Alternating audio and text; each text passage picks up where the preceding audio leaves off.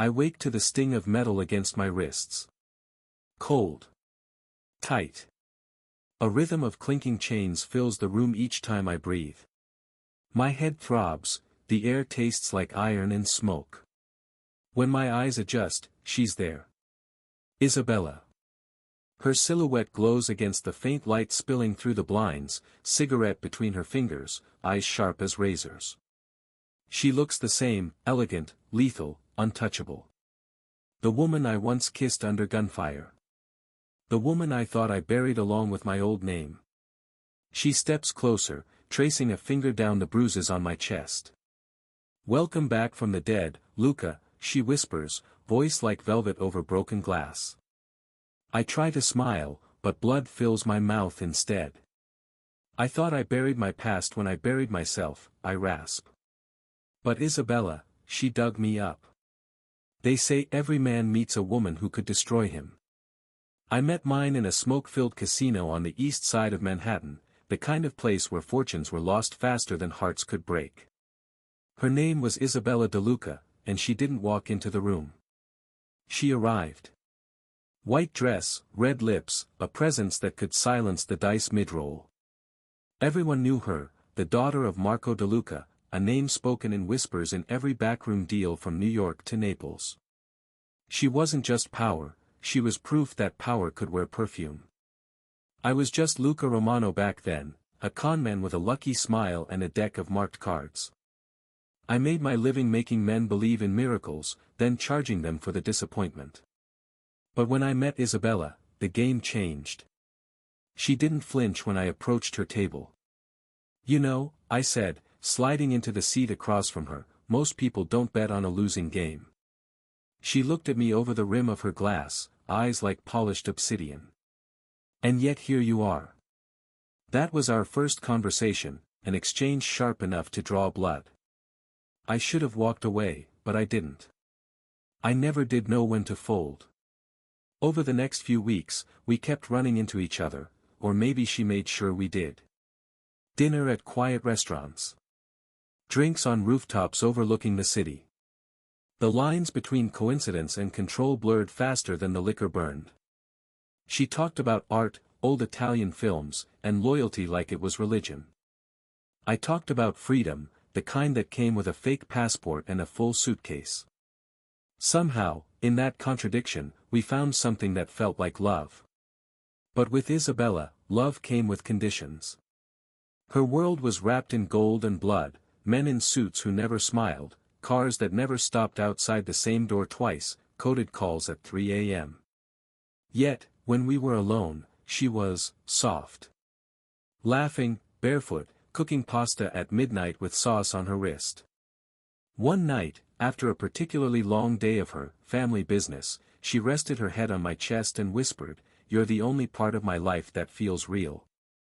That was the night I knew she trusted me. And that was the night I started lying to myself. You can't be with someone like Isabella and not start wondering which of you is the mark. She watched me with the same intensity she used on her enemies, the kind that felt like both desire and threat. Still, I told myself it was love. I told myself she needed me. But I needed her more, her world, her money, her access. And when she finally handed me the keys, literally and metaphorically, I knew I was too deep to turn back. It started small, she asked me to help manage a few accounts. Nothing suspicious at first. Transfers, business expenses, offshore holdings. I told myself it was a test of loyalty. It was. But not the kind she thought. She didn't know that I'd been watching, learning, memorizing every password, every alias, every route her money took before it vanished into the clean world. She called it trust. I called it an opportunity. And yet, there were moments that made me hesitate, like when she'd curl up beside me after a night of chaos, tracing the scars on my arm and whispering, "You're not like the rest of them." I wanted to believe her. God, I did. But love doesn't change a man like me. It only sharpens the blade he hides. So I made my plan. Quietly. Efficiently. A new identity, fake death certificates, the offshore accounts rerouted to names no one could trace. Every night, I'd lie beside her, listening to her heartbeat, and wonder what it would sound like when she realized I'd betrayed her. It wasn't hate that drove me, it was survival. Isabella's world was beautiful, but it was a cage made of gold, and I was tired of being the pretty bird inside it. I told myself it wasn't personal. It was business.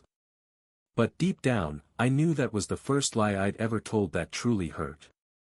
Because despite everything, despite the danger, the deceit, the blood on both our hands, I loved her. And that's what made stealing from her feel less like revenge, and more like suicide. It started with silence. Not the comfortable kind that lovers share, the kind that hums with unsaid things. The kind that tightens your chest and makes you watch every move she makes. At first, I didn't think much of it. Isabella was always busy. Her world was built on secrets, and I'd learned to stay out of them. But something changed after the night she handed me full access to her offshore accounts. She became colder. Her touch lingered less. Her eyes searched mine a second too long, as if she was looking for an answer I hadn't given. She started taking calls in another room. Her bodyguard stopped making eye contact with me. One night, I caught them whispering as I walked by. They fell silent the moment I entered. I brushed it off. Told myself I was being paranoid. But paranoia keeps men like me alive. Then came the first real crack. It was past midnight. I was sitting by the window, half drunk, when I saw a black car idling across the street. Same car. Same spot. 3 nights in a row. I told Isabella about it over breakfast. She smiled without looking up from her espresso. "You've been drinking too much," she said.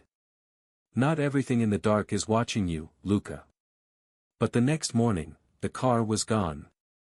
She always had a way of controlling the world with a single word.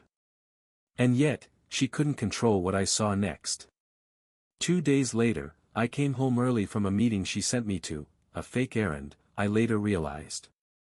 As I walked down the hall to her office, I heard voices. Hers.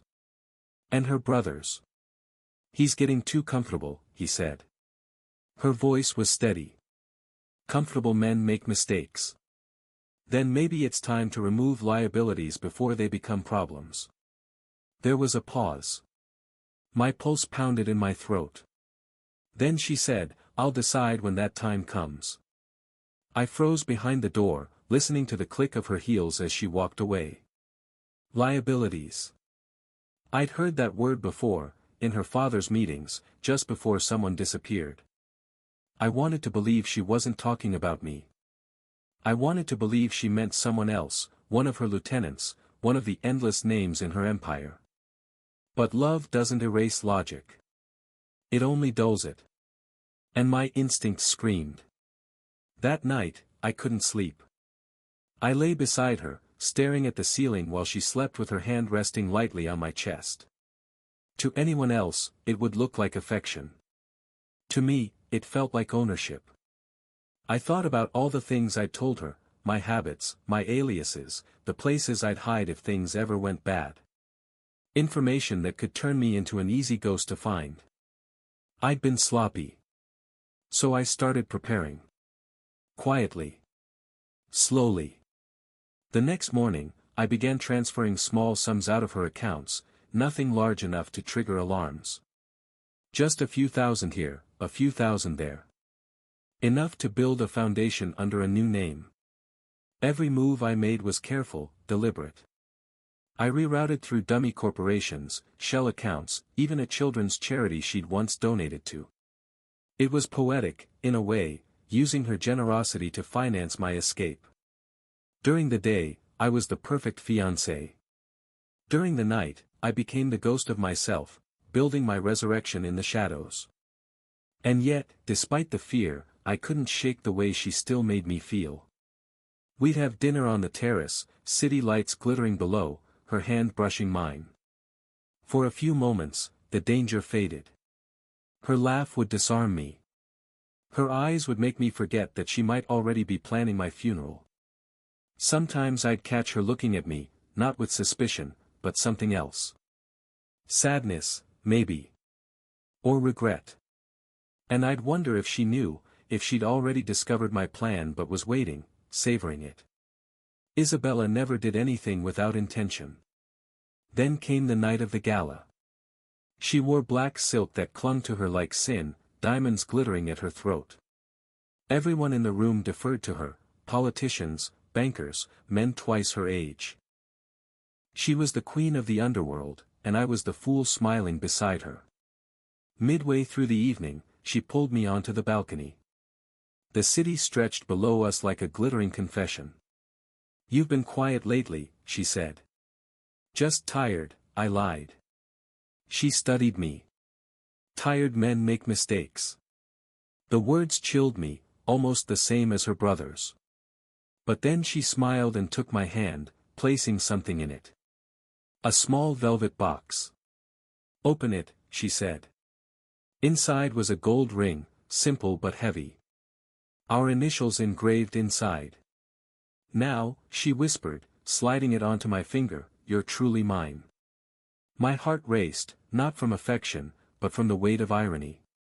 She didn't know that I'd already forged my death certificate. That the same hand she'd just claimed would soon vanish from her world entirely. That night, I lay awake beside her, the ring cold against my skin.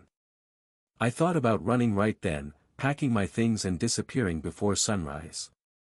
But I couldn't. Not yet. Not without finishing the plan.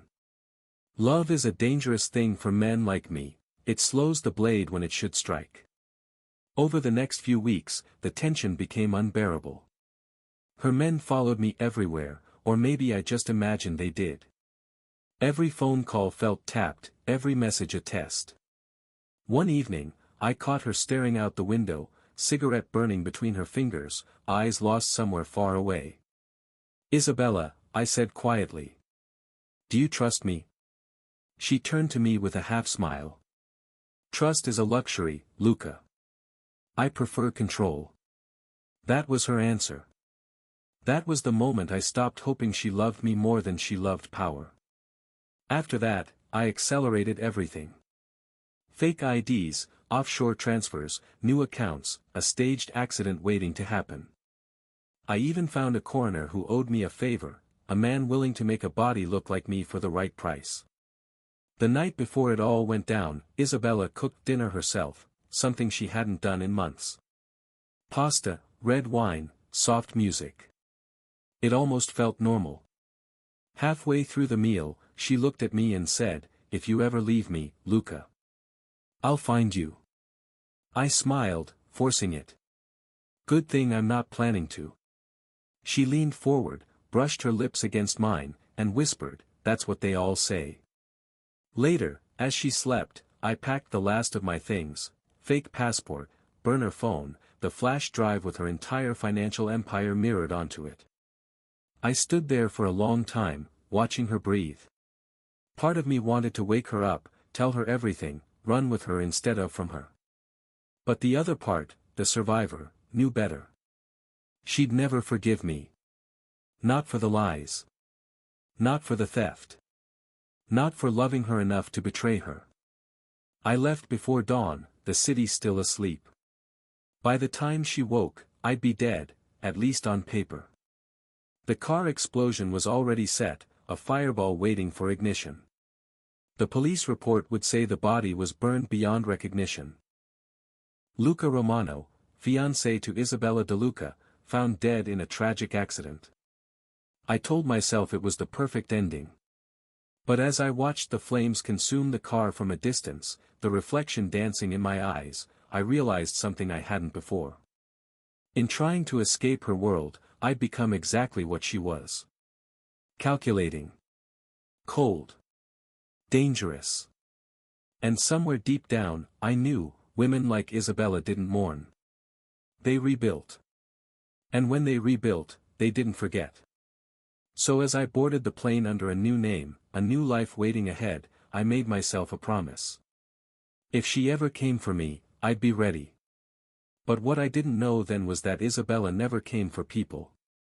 She waited for them to come back. And I would. The world looks different when you've just buried yourself. I stood on the hill, rain falling hard, watching the black smoke rise from the wreckage below. The flames devoured what was left of my car, and of Luca Romano. I could almost hear the news headlines forming already. Fiancée of crime heiress killed in tragic explosion. I'd planned it down to the smallest detail, the decoy body, the burned-out plates, the fake witness. Everything would look legitimate. Isabella would have no reason to doubt it. Still, I waited until the fire ate the last trace of me before I turned and walked away. I didn't look back. They say ghosts are born in fire. That night, I became one. I resurfaced weeks later in Buenos Aires. New name. New passport. New life. Matteo Ricci, the ID said. Italian enough to sound authentic, forgettable enough to survive. My hair was shorter, my beard thicker, and my eyes colder. I rented a room above a cantina near the harbor, a place that smelled like sea salt, whiskey, and regret. I told myself I was free. Freedom tasted like cheap rum and bad decisions. The money I'd stolen from Isabella bought me everything I thought I wanted: fast cars, slower women, nights filled with noise instead of guilt. But when the noise faded, I still saw her face. Every cigarette I lit reminded me of her. Every glass I raised echoed her voice saying, "Tired men make mistakes." At first, I thought it was guilt. Then I realized it was fear. Because love doesn't vanish when you fake your death. It lingers, haunting you like a curse. 3 months passed. The news from New York hit the tabloids: Isabella DeLuca in mourning. They said she'd thrown a glass through a wall when she heard. That she'd fired half her security team, vanished from the public eye. They also said she'd doubled her control over the DeLuca empire, consolidating power faster than anyone expected. Publicly furious. Privately shattered. I wanted to feel satisfied. I'd outsmarted the queen. I had her fortune, her secrets, her freedom. But satisfaction has a short shelf life. Every night I'd dream of her, not as the mob boss, but as the woman who once fell asleep on my chest and whispered, "You're the only part of my life that feels real." I'd wake drenched in sweat, staring at the ceiling fan turning slow and silent above me. That's when the paranoia returned. It began with whispers. A man at the bar mentioned a woman asking questions about a ghost with Italian eyes. A few days later, my landlord said someone had been around: pretty, foreign accent, expensive shoes. I told myself it wasn't her. Couldn't be.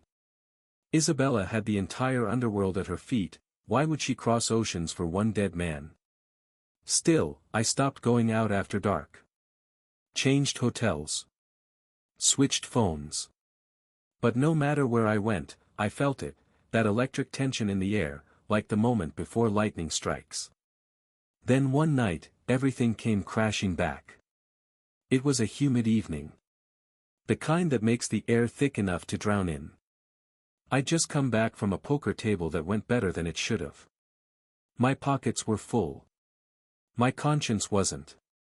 The hallway to my room was quiet, too quiet. The kind of quiet that hums with intent. I slid the key into the door, turned the handle, and stopped. The light was on. I never left the light on. Every instinct screamed at me to run. But curiosity, or arrogance, made me step inside. She was sitting in the dark corner of the room, legs crossed, cigarette glowing like a tiny heartbeat between her fingers. My gun lay on the table beside her. "Hello, Luca," she said softly. My stomach dropped. No disguise, no alias, no lie could protect me from that voice. She leaned forward, and for a moment, I forgot how to breathe. Same dark eyes. Same calm composure. But her face, it had changed. Sharper. Colder. A quiet fury beneath the surface, like glass ready to crack.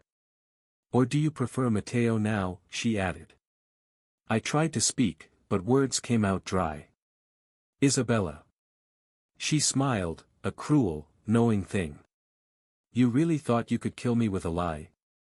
The way she said it, soft, deliberate, made my chest tighten. She rose from the chair, moving closer with slow precision, every step echoing like a countdown. How did you find you? She cut me off, tilting her head. You left breadcrumbs, amore. You always do. The transfers. The fake IDs. The habits. She flicked the ash off her cigarette. You think I didn't teach you better? Her words hit harder than the gun she was holding. My gun. I forced a smile. Guess you're still full of surprises. So are you, she said, pointing the weapon at my chest. Her hand didn't shake. You made me mourn you in front of my family. Made me bury a ghost. I took a step forward, palms raised. I had to. You were going to kill you, she interrupted. Maybe. Or maybe I was going to marry you.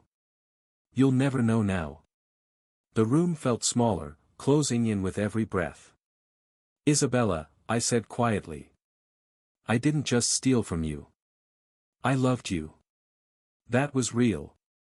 She laughed, a hollow sound that made my blood run cold. You don't get to say that. She pressed the barrel against my chest. The metal was cold through the fabric of my shirt. Her perfume hit me, jasmine and smoke. A scent that once meant home. Pull the trigger, I whispered. If you're going to do it, do it. Her eyes flickered, a storm behind them. For a long, unbearable second, I saw everything we'd been, the passion, the betrayal, the ruin. Then she leaned in close, her breath warm against my ear. No, Luca. Death is mercy. She pulled the trigger. The gun clicked, not a bullet, but a blank. The sound tore through me all the same. I flinched, instinctively falling back, my heart pounding like a drum. She smirked, lowering the gun. See? Still scared. Still mine. My throat went dry. What do you want? She walked past me, tracing her fingers over the edge of the table, stopping to look at the half-empty bottle of rum. What's left of you, she said. You took my money. My trust. My peace. So I'll take yours. Isabella. Don't, she said sharply, turning back toward me. You faked your death, Luca.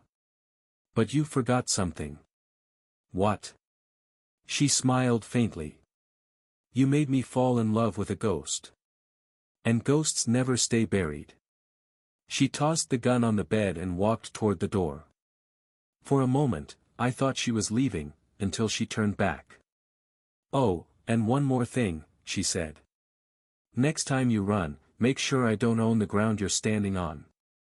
Then she was gone. Just like that. The door closed softly behind her, but her presence lingered, heavy and suffocating.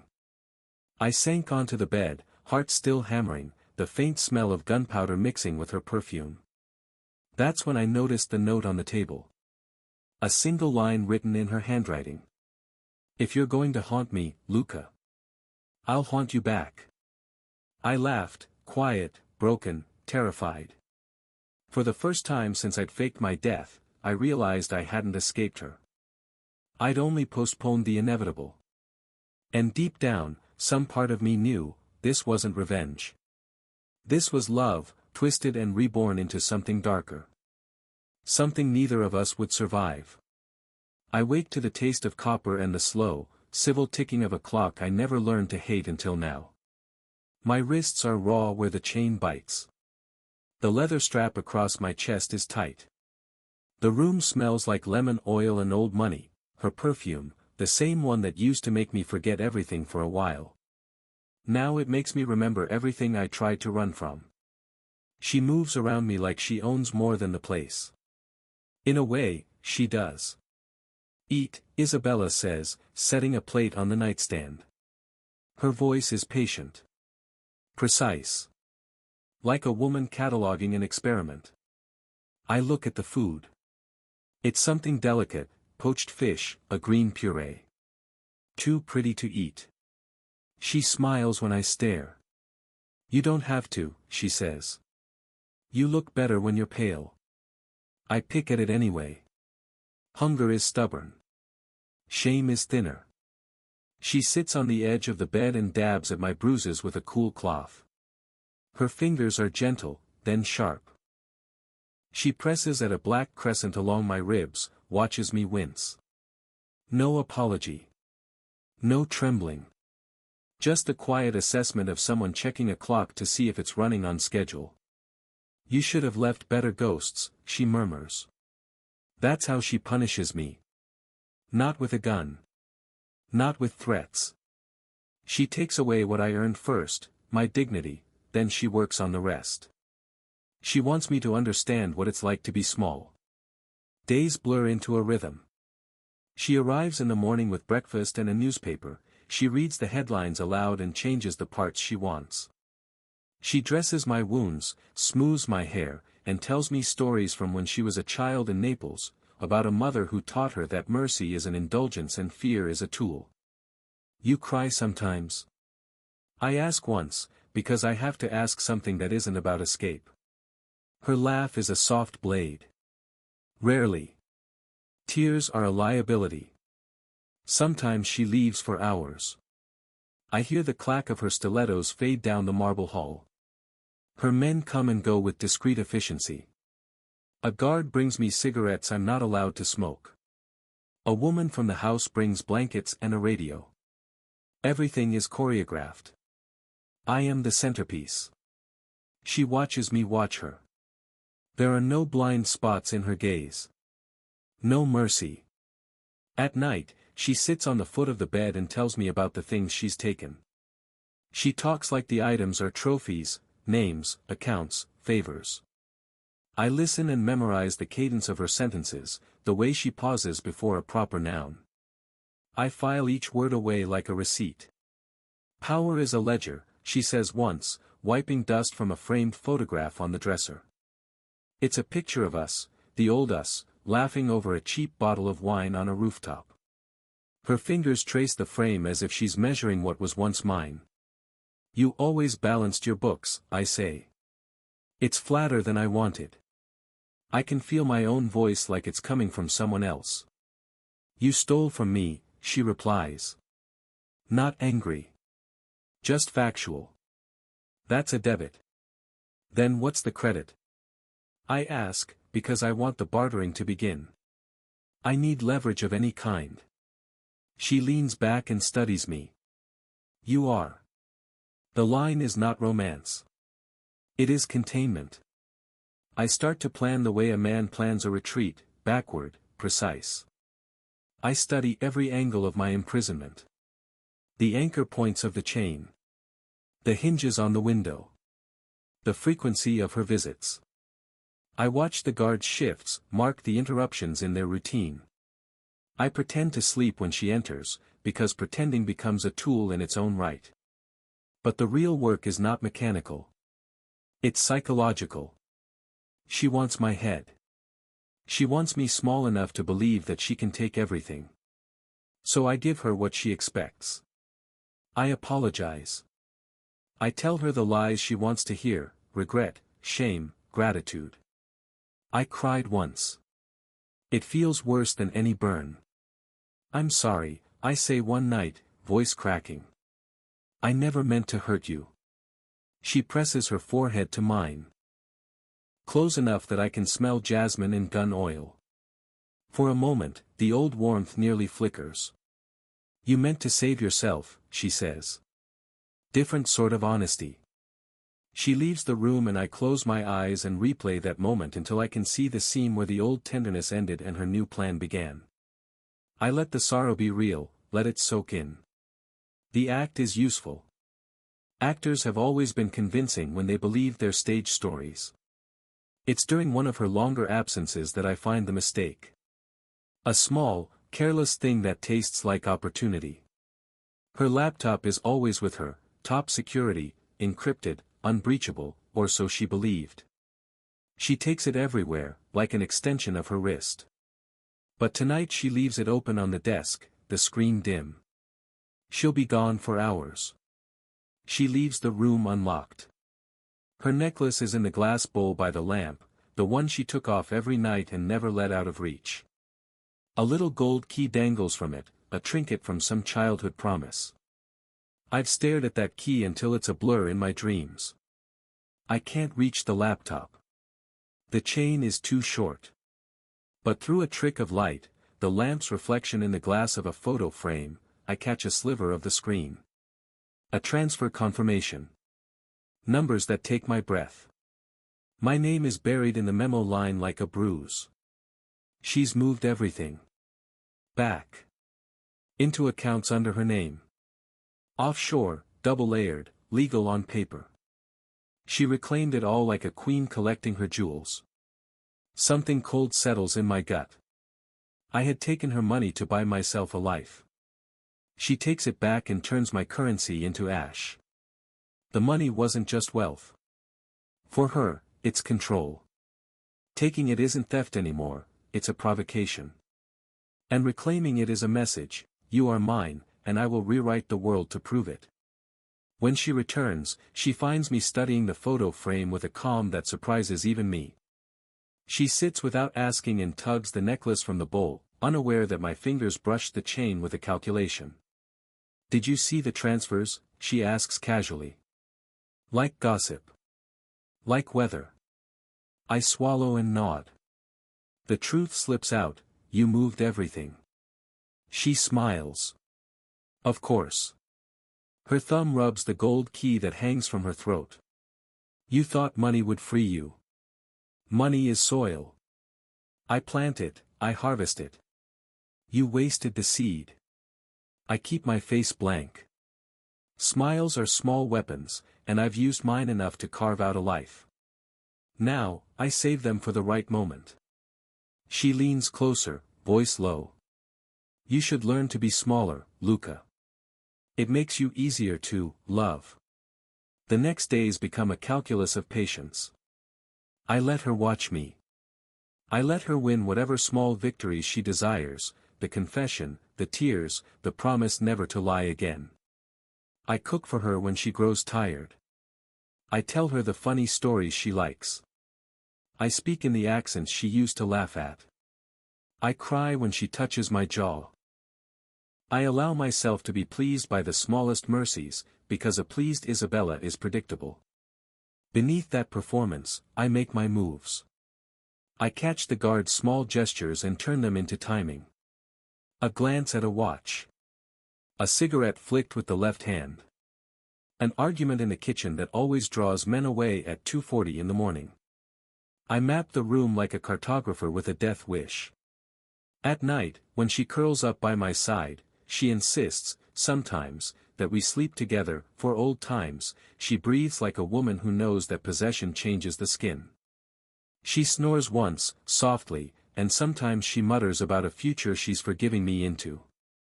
Often, she falls into a fitful sleep while holding the necklace. The key swings against her chest. It's within reach if I can wait for breath to slow and fingers to loosen. Waiting becomes a hobby. A discipline. I teach myself to feel less. I measure time in the frequency of her sighs and the beat of her pulse. I memorize the sound of the guard's boots on the marble. I test the chain's weight with a toe. I whisper fiction to myself to keep steady. On the fourth week, as rain drums on the estate's high windows, she falls into a deeper sleep than I've ever seen. Her breathing events.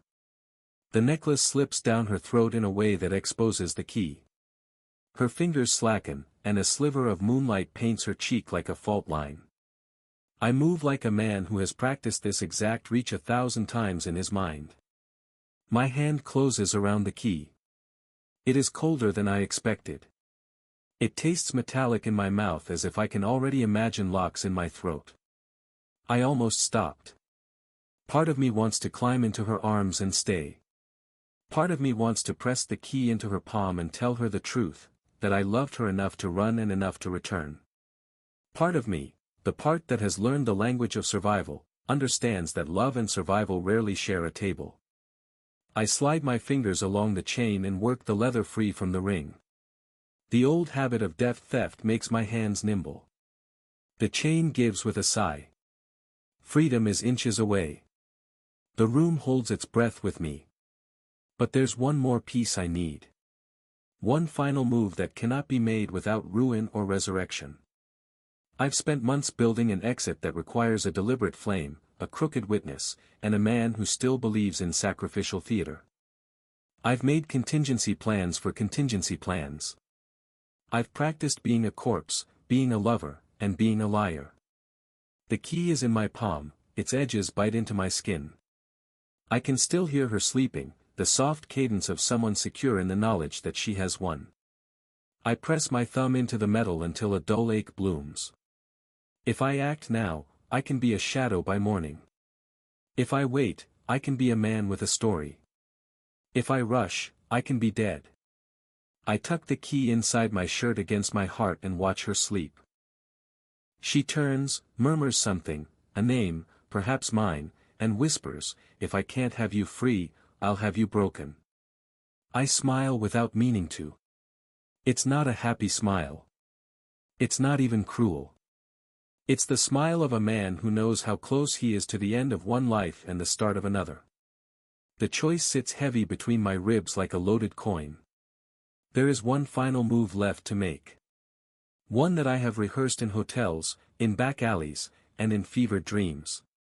It will require everything I've learned about lying, about love, about fire. I close my eyes and wait for the storm to pass, because storms make good covers. And because storms remind me that water can cleanse, or drown, depending on who holds the shore. The storm was on time. Thunder rolled over the estate like a verdict. Rain hammered the windows so hard the glass shivered. It was the kind of night that washes away footprints, and writes its own. Perfect for a man who needed to disappear. I waited until the house sank into the sort of sleep forced by exhaustion and whiskey. Isabella had been slower that night, heavier with wine, softer with the way she pressed her hand against my cheek. She'd told one of her men, loudly, so the cameras could pick it up, that she preferred absolute closure. I used the arrogance of that statement like a match. The chain left angry red welts where it had kept me. I worked it free with the key I'd stolen, listening for the hiss of boots and the rustle of silk. The leather came away, my wrists pumped blood like small alarms. I dressed in dark clothes from a drawer she never checked, shoved the key into my palm, and crept through corridors that smelled like lemon polish and old conquests. The storm made the estate a different place, anonymous, violent, forgiving. I moved through it with the rehearsed calm of a man who'd already rehearsed his death. In the kitchen, I found the little oil lamp she used to read. I set it near a stack of papers on the study table, a careful placement that would make the fire hungry for oxygen. No dramatic blaze at first, just a seed, a slow, relentless appetite. I didn't watch the flames take hold. I couldn't afford to fall in love with the light. I left through the servants' entrance, where rain made the stones slick and treacherous. The alarms were muffled by the thunder. Men shouted, boots thundered. I became a ghost in the margins of my own history. Out at the harbor, my fingers shook only once as I sent the command. I won't tell you how I cracked the locks, that's not the point. The point is this, I moved the money. The accounts that had been mine by theft and hers by reclamation emptied into channels I controlled. Offshore names, dead names, paper ghosts. The transfers were ghosts too, quick, clean, irreversible. For the first time in months, I felt the thrum of real freedom, not the fake kind you pay for with someone else's pain. The mansion burned behind me like a confession. Orange licked the sky. Smoke poured out of the high windows, carrying with it a history of dinners, whispered plans, and promises. I watched the silhouette of her home melt into ash across the rain-dimmed horizon and thought, for a reckless second, that she'd gone with it. I left the continent that night. The ship took me south, the sea slapped against the hull and tried to pry my thoughts open. I slept when the nights shook me. I drank when the mornings wouldn't contain my hands. I kept the flash drive with the account records under my tongue like contraband. I'd stolen a life, and now I was living inside it as if it were rented. A week later I bought a berth on a yacht with a name like a promise. It was small. It was gilded.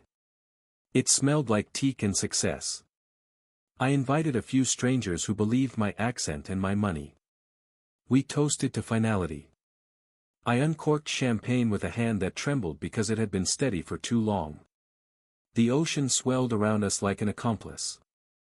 The headlines were delayed by time zones and the appetite of distant editors. When they came, they were a dull, celebratory thud in my chest, Isabella DeLuca's estate devastated by fire. No casualties reported. I smiled at the report. I let the editors believe what they wanted to. I let myself believe what I wanted. 2 days into my freedom, the feed on my smuggled phone flickered. A breaking item scrolled across the screen. My stomach forgot how to keep time. Isabella DeLuca survived. DeLuca consolidation complete. Isabella was named head of the syndicate after father's disappearance. The world went thin as tissue paper. My laugh when I let it out felt small and brittle. I read the story twice. A mistake, I thought. A smear. A fabrication. But the picture that came after showed her, in black, flawless, a silhouette of composure. The caption said, Isabella DeLuca, unbroken. I felt lightheaded in a way that had nothing to do with the liquor. It's funny, the mind will try to rationalize even the impossible. I told myself she'd been in witness protection, or that the picture was old. I told myself she'd been hurt, broken. I kept telling myself things until the lies felt like blankets. I should have known better. The yacht's teak creaked under my feet. The night was still warm. I was halfway through telling a pat story about the Costa Rican card game that ended in tears when the first boat slid up beside us. Black silhouettes cut through the moonlight. More followed. Men moved like a tide, practiced steps, and were disciplined. They surrounded the yacht with the clinical courtesy of people who do this for a living. I stood because I had to. I spoke because I could. The leader came aboard in a soft-soled shoe, palms open like someone bringing good news. She came after him. Isabella stepped onto the deck like she was born from shadow. Black coat, hair pinned back. No trace of ash or panic. Just a quiet that made the night hush. Up close, she smelled of the same jasmine and smoke, but it was now bundled with the metallic tang I'd smelled at her side the night she threatened me. She didn't need to say my name. Her eyes did. She walked to me, the storm no longer a curtain but a witness. Around us, her men were at attention, smiles empty. You taught me betrayal, she said, voice low enough that only I heard the cruelty. You taught me how to imagine a life carved away from me. There was a pause, a careful one, her hand ghosting over the rail. I perfected it.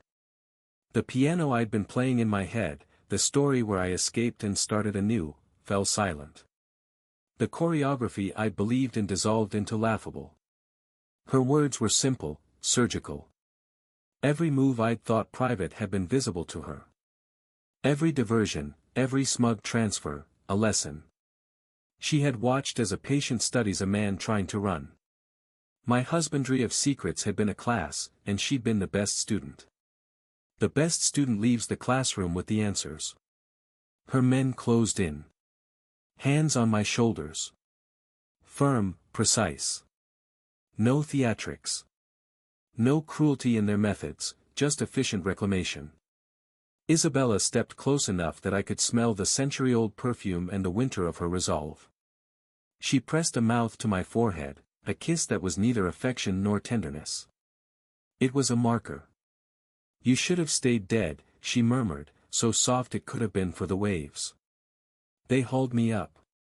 The arrest was a kind thing in its own way, straightforward, honest. No false promises. No show trials. Just the slow, irrevocable movement toward cuffs and boots and the business end of her empire. As they took me away across the deck, her fingers brushed the back of my neck in passing, like a thank you note folded into a payment. Her voice, once more, found me. You made me a student of your sin. Thank you. I wanted to retort. To spit out that I'd loved her.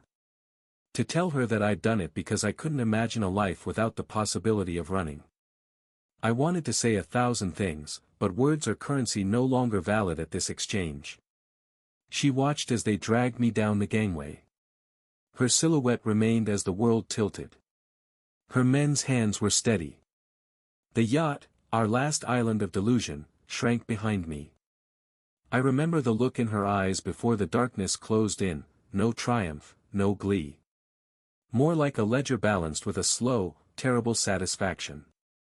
She had taken everything from me, money, freedom, pride. But she'd given something back too. It was worse. She'd given me the knowledge that I'd never been in control. As the rain hit my face and the city lights blurred into streaks, her last words followed me like a sentence. You should have stayed dead. It's dark again.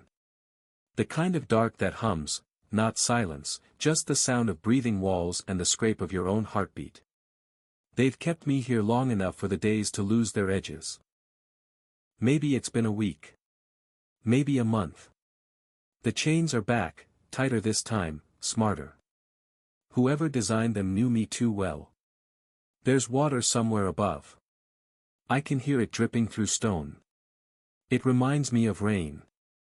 Or maybe that's just what memory does when it's desperate for comfort. Sometimes I think I smell her perfume in the damp, jasmine and smoke. Sometimes I hear her voice, low and certain, saying my name like a curse she's already forgiven herself for. I laugh at that. A rough sound, too dry to be real. The echo sounds like another man laughing back. They say revenge is a dish best served cold. My voice is softer now, almost polite. I let the words taste the air before I finish. Isabella served it on fire. The chains answer with a slow metallic rattle, a kind of applause. Funny thing about ghosts, we never stay buried the way we're supposed to. Maybe that's the trick we share, she and I. The inability to let anything rest. Maybe she's right now, upstairs, believing she's closed the book for good. I close my eyes and smile into the dark. But the funny thing about ghosts like me, I whisper, leaning forward until the cuffs bite into bone. We always find our way back. Somewhere beyond the walls, I think I hear a key turn. Or maybe it's just the storm again, coming to remind me that nothing ever really ends. The lights flicker once. Then nothing.